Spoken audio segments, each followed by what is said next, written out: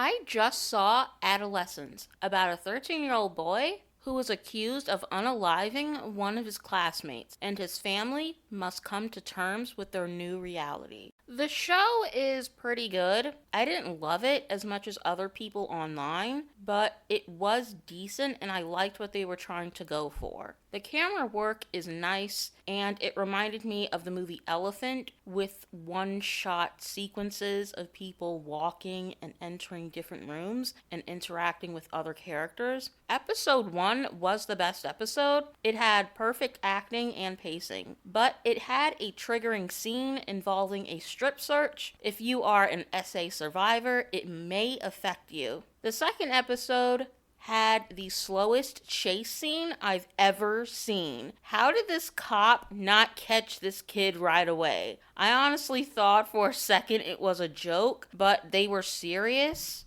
You could say that the cop didn't really intend on going too hard on him, and that's why it was such a slow paced chase scene, but this did involve someone being unalive, and it also started out intense with the boy running and escaping out of the window. So it just seemed very uneven to me. It was very awkward to watch. The third episode had pretty good acting, but not the greatest. That's my biggest problem with this show. The performances are uneven. Sometimes it's good and sometimes it's not. In episode 3, when the kid was having outbursts with the therapist, I wasn't 100% convinced. The incel message was very on the nose. The dialogue wasn't realistic, in my opinion. It just didn't seem like how people would actually talk. I also thought the kid was kind of miscast. He's an adorable kid, and I can't imagine a kid who looks like this being an incel, especially at this age. Maybe if he was older and grew out of his looks, I could see it, because I did actually go to school with boys who looked like this